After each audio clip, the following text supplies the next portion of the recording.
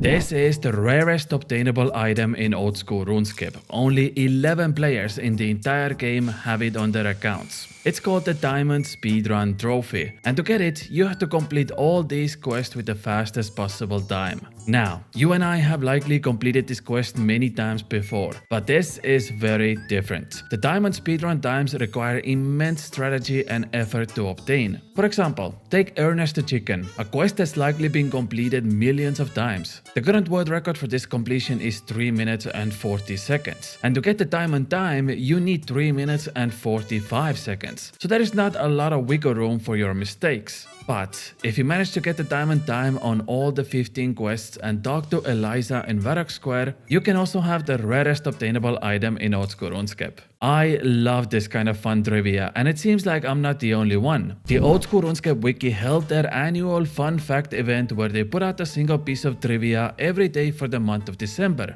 And this includes stuff like your very own cat making fun of your armor, especially when you have the full dragon equipped. Or if you turn a very specific variable during the forgettable dwarf quest to 1, then the drunken NPC turns into a wandering kebab. Absolutely amazing. These guys bring out the most obscure, random trivia I've ever seen in this game, and I'm always very happy we have the wiki guys in our community. But that did make me want to do my own list of fun facts, so for the next 15 minutes I've gathered some interesting stuff that might either help you out, or is just something that's very good to know about. As always, there are timestamps in the video, so feel free to jump around and see what interests you the most. We're starting off with trivia from previous video where I talked about vampires. In the video I said that the special attack against them is mostly useless, but few people in the comment section mentioned a very unique interaction about these NPCs. When you use the special attack on a vampire juvenile, they turn static and stop attacking temporarily. You can then use Khatik's balance potion on the vampire, and in return it has multiple effects that are pretty unknown to most players. One of those outcomes is that you just get prayer experience. Sometimes you even get a small reward. And by the way, you can't drink these Khatik's potions yourself, although you can make them yourself. All you need is to turn a silver bar into a silver dust, add some garlic to a normal restore potion, and then combine them together. Funnily enough, you can't make these potions in quantity. You have to manually make them one by one. There is only 3 outcomes when you use the Khatik's balance potion on a vampire. Number 1, it is destroyed and it gives you exactly 100 prayer experience. The second option is that they turn feral, which means you can now use all weapons against them with 100% accuracy no matter what. And the final outcome is that they turn into humans, say thank you, and give you a small reward that's usually some low level items. I try to turn as many of them into humans as possible just to see what kind of rewards they would give. It does seem not many people come here, and it's mostly just useless junk items. The best ones are like nature runes, elemental staff. I even got a few adamant axes and death runes. I'm thinking if somebody decided to make a junk account around Berg de Rot City, this could be worth exploring, but mostly it's just some low level armor and weapons. I did find another interesting thing about them. After you turn them into humans, for some reason they try to path towards the Berg de Rot City, but some of them just keep getting stuck behind this pond like you see over here. 2 NPCs called Liam stuck behind a pond like some freaky sci-fi show with cloning. One of those guys did manage to make it back into the city, and I was wondering if he's gonna be like a permanent resident now, but unfortunately after like 5 minutes the NPC disappears and turns back into Vampyre. Also, if you go to the city, you can find this blaster fragment in the rubble, and into the fragment is described the potion itself. In front of the figure, a dark creature seems to be held in a powerful spell, with the figure using the container to administer some sort of potion. So basically the game is acknowledging that this potion can indeed cure vampires. It really feels like this is the type of update that someone started working towards and then just gave up on it. Like I can see this almost being sort of a minigame in a sense. You rescue newborn baby vampires, turn them back into humans, but the rewards and clunkiness makes me think this is an unfinished product that was just left in. Honestly, there is so much lore and stories in Mauritania, and I would love to one day make an entire video about just this region. But for now, let's move on to something that might actually be useful to you. With the release of Varlamore Part 2 came tons of new items, monsters, activities and much more. One thing I haven't seen many people mention is the new best in slot early game food that you can get on the island of Aldaris. The only requirement is Children of the Sun quest, which can be done by any account and takes you roughly 5 minutes. To get to the island itself, you can use many ways. There is a fairy ring, there is a house teleport, Getesal system, or you can just walk and use a boat like I did. After you find your way to the island, there is a winery that sells cheap wines that heal you for 16 hit points. The cheapest ones cost 100 GP and the price never goes up. So you can get a full inventory of these wines for a very affordable price. Now, it has the same downside as Jago wines. It significantly lowers your attack level. But the difference is that instead of healing 11 hit points from Jago wine, this now heals 16. So when you need food for early game PvM and you're either using ranged or magic, this is probably the best option out there. It takes like 5 minutes to obtain and it's really good GP per heal ratio. The wines also have a side effect where they offer small buffs to your non-combat skills. Like some wines gives you +1 farming boost, hunter boost, herblore boost, thieving boost and so on. And unlike jugs of wine, these ones don't leave an empty jug behind, so managing your inventory is much easier. In conclusion, it's definitely something to at least give a try on your new account. Oh, by the way, I noticed almost 90% of my viewers are not subscribed to the channel, which honestly, that is absolutely crazy. So, if you want to see more content like this, consider helping me out and smashing that subscribe button. Thank you very much. Next up, let's talk about Barrows armor. In one of my videos, I showcased that Dunstan Imperator can fix your Barrows armor just like Bob does in Lumbridge. But as it turns out, there are 2 other NPCs in the game that can also fix your armor pieces. One of them is the Dindle Merchant in Port Khazard and the other one is the Squire in Best Control. They both have the same prices as Bob and work on all Barrows pieces. That also made me wonder if these NPCs can fix your Perilous moon armor, because we know Bob in Lumbridge can do that, despite it being very expensive. So I used my broken helmets on all 3 of the NPCs, one in Puerto, one in Port Khazard and one in Pest Control, and they do work surprisingly. It's the same price to fix Perilous moon armor on all the NPCs, so you don't really get any benefits from choosing one of them. But I think it's still cool that Jagex added these options in, and it makes me wonder if players actually use the other 3 NPCs to fix their armor instead of using Bob in Lumbridge.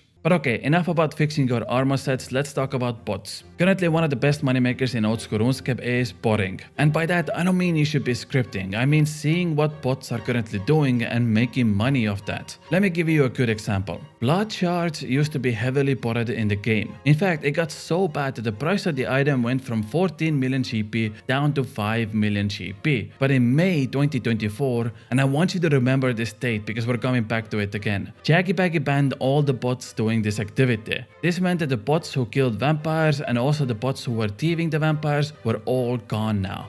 And what happened to blood shards? Well, we can see the price started in 5 million GP, then in just few weeks it jumped back to 11 million GP, few months later back to 14 million GP, and it even reached 17 million GP per blood shard at some point. Now this is where you can take advantage of the supply and demand. If you timed it right and bought, let's say, I don't know, 10 blood shards for 55 million GP and sold them back few weeks later for 120, that means you made 65 million GP profit in just few minutes of your time. Now granted, it's actually a lot harder than it looks. It takes time to research items. You need to know where the bots are and how likely they are to get banned. But if you can get it right, you can make so much money with this method with very little effort. For example, let's look at Black Leather. There used to be a massive bot farm in Brutal Black Dragons that brought in millions of Black Dragon leather every day. It made the price drop down to 2k each, which is the lowest it's ever been. But in May 2024, yes, the exact same day Jagex banned the blood shard bots, they also banned these Black Dragon bots. And what did that do to the price? It kept going up and up and up until it reached almost 5.5k each. So as soon as bots got banned, the price went from 2k to 5.5k. Let's look at another item in the same category, Dragon Bones. And guess what? We see the same pattern again. May 2024, lowest price it's ever been. The bots get banned and the price jumps from 2k each to 4.5k each. And this goes for dozens of other items as well. Now, if you managed to be one of the lucky ones and bought this in bulk back in May 2024, you probably made a massive profit of this. So what I would do is just be on the lookout. Jagex has this thing where they do ban bot farms regularly every week, but sometimes they do a massive ban wave all at once a few times per year, and that makes the prices extremely unstable for short periods. So if you can take advantage of that, it's just the easiest money in the world. Okay, enough about farming bots. I want to quickly mention leagues because it seems like people really love this game mode and I want to showcase how far it's actually come by now. We've now had 5 leagues in Oldschool Runescape, and it's interesting to see how the growth of this game has gone up over the years. For example, Twisted Leagues, the first one, had only 110,000 players sign up, and 1,100 players ended up with Dragon Trophy. In Trailblazer League, the second one, we had almost triple the amount. 284,000 players signed up, and 2,840 people ended up with Dragon Trophy.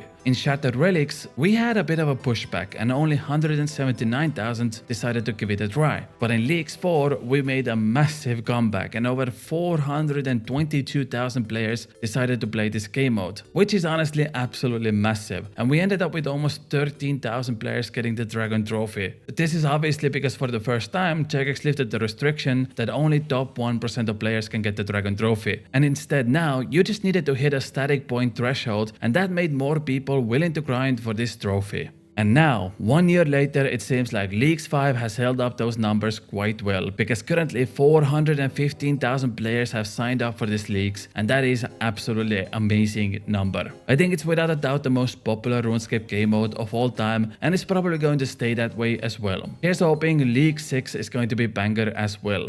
Okay, let's do some quickfire round fun facts, and then we'll end the video off with my favorite trivia in this episode. Number 1, the biggest Tombs of a Masked invocation in the main game is 770, and it's only been completed once. You see, the maximum you can go right now is 600, but there used to be a bug where the stats modifiers for all enemies in Doa were uncapped, meaning you can scale the raid level higher than it's supposed to be. Only one player managed to complete this before Jagex fixed the bug, and his name is Newtype, a player who's been known to break all sorts of insane records in the game, and this Tombs of a Masked 770 invocation was just another one on the list. Jagex did give him a banhammer for 2 weeks for abusing this bug, but at least he has the bragging rights to be the only person to ever get this achievement. Number 2, you can fill your ochre pillows with the swamp bubbles in Scurrious Lair.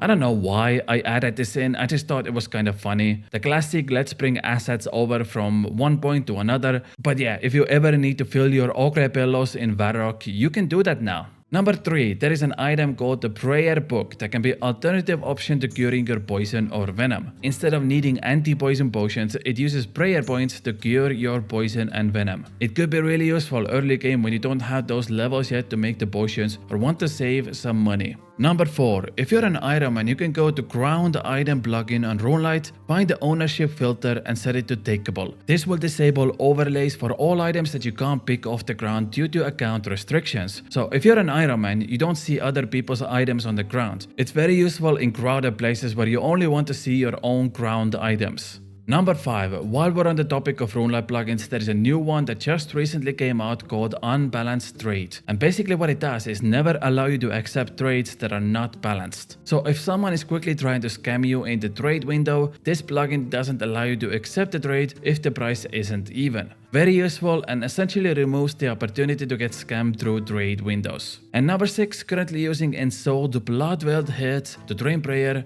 costs you only 40 million GP to get 99 prayer, and it offers you up to 250,000 prayer experience per hour. It's one of the cheapest and easiest way to get 99 prayer in the game, and a good alternative to your regular Dragonbone training method. Also, if you wear Celatropes, there is a 5% chance to save the Ensouled Head, and if you have a Bloodweld Slayer task, this also counts towards that. So if you're looking for other training methods to get your prayer up, this is a good alternative.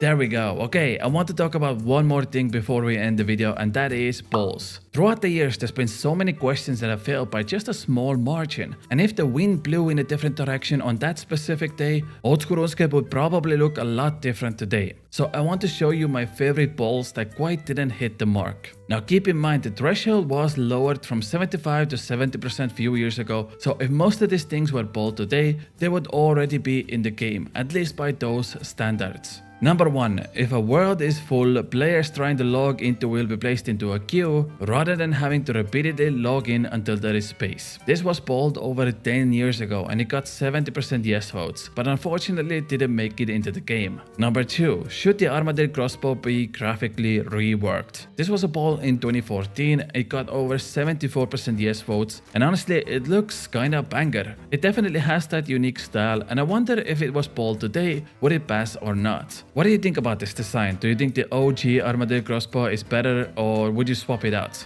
Number 4. Shoot the Dragon Square Shield provide Dragonfire protection. A poll from 2016 and it got 69% yes votes. Very nice, but also not quite enough to pass the threshold. Number 5. Dark Crabs should heal 24 hit points instead of 22. 71% of players voted yes on this, but it never entered the game. The reason this was polled is because currently there are a total of 7 foods that all heal 22 hit points. And since this is from Wilderness, it could have been given a little bit more oomph. But it didn't pass the poll. And finally, number 6. Should the Divine Spirit Shield be added to the game along with Corporeal Beast? 72.8% of people voted yes on this, meaning it failed the poll by just 2.2% of votes. This poll happened 10 years ago, and I imagine if we had Divine Spirit Shields in Oldschool Runescape, the game would look a lot different today. Are there any other polls that failed but you would have loved to see in the game today? Let me know down in the comments, but that's it from me. If you enjoyed the content, please help me out and subscribe, and I'll see you all tomorrow with another video. I love you all very much. Bye.